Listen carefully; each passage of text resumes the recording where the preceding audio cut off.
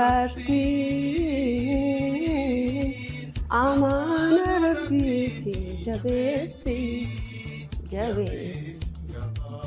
Dubartummaan gonfoodha. Akka kuufamaa fi beekumsa sirna gadaa keessatti dubartiin abaartee balleessiti. Eebbistees miidhagsiti.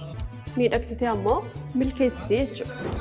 Nagaan keenya kabajaa fi jaalalaa bakka isin jirtan maratti isin hojjechaa qophiin keenya qaroo qarree jedhu kan torbee darbe keessa kutaa tokkoffaa isin biraan geenye kutaa lammaffaan isaa akka ajaa'ibaatti jalqabee jira. Seenessa bilillee yookaan mahii buubaa guyyaa har'aatiin xumuruudhaaf kan isin waliin turu ani Lubee Girmaati. Gama ogummaa kaameraan ammoo Daawit Tashomaa turtiin ufaana taasisaa turtiin keessan qophii qaroo qarree GMN waliin haa ta'u. Egaa turtii yeroo muraasa booda biyya Awustiraaliyaa irraa gara biyya Jarmaniitti imala godhan.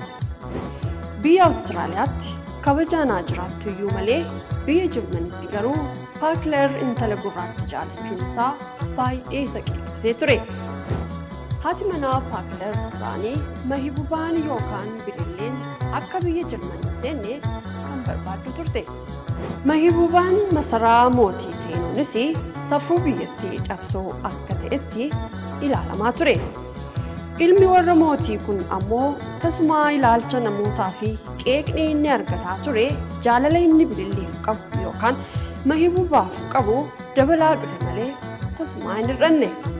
Bara 1840tti mahibubaan biyya Jarmanii erga seensee booda nama Oromoo kan akka ishee Goshuu Waagaa nama jedhamu faana wal bartee turte. Goshuu Waagaatiin erga wal baranii booda maqaa maatiin ishee baasaniif bililleetus itti himte.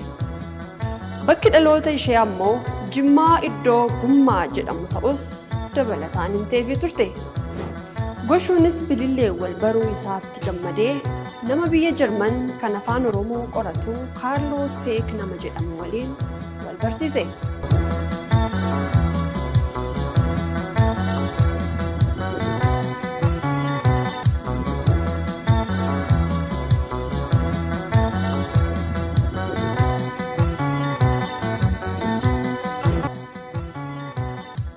Teek ammoo iddoo garaa garaa fi seenaa tokko tokko bilillee irraa odeeffatee barreessee galmeesse.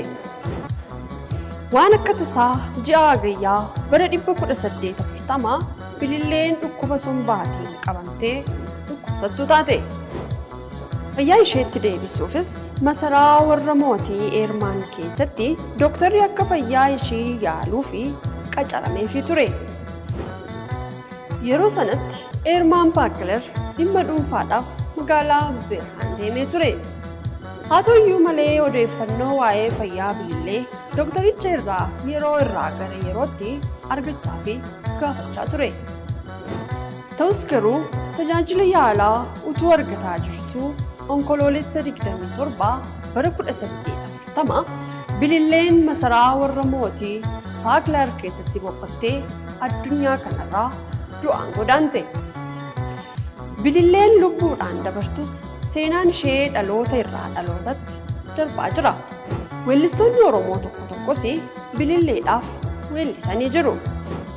Isaan keessaa weellisaa Kadir Martuu akkas jechuudhaan weelliseefii ture.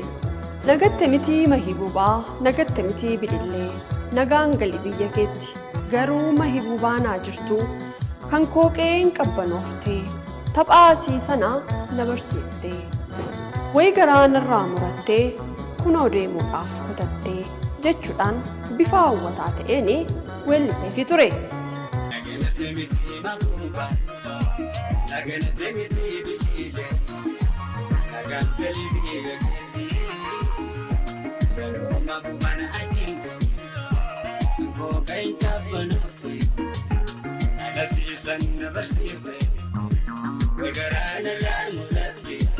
Iddoon awwaala bilillee biyya Jarman magaalaa Muskaatti argama. Bakkeen awwaalcha ishees waggaa waggaadhaan namoota miliyoonaan lakkaa'amaniin daawwatama. Akkasumas biyya Jarmanitti muuziyeemii Paakler keessatti seenaan bilillee yookaan mahibubaa akka dubbifamuuf kaa'amee jira. Inni biroon ammoo barruuwwan garaagaraa xalayoota bara sana barreeffame hundi muuziyeemii Paakeraa keessatti kan argamu yoo ta'u, seenaan bilillee yookaan mahibubaa kana fakkaata ture. Turtii gaarii waliin qabaataniif ulfaadhaa jecha deebinee qophii kan birootiin aga wal agarrutti nama torbanii nu haa taasisu kan isin jedhu ani Lubee Girmaan ture. Horaa bula.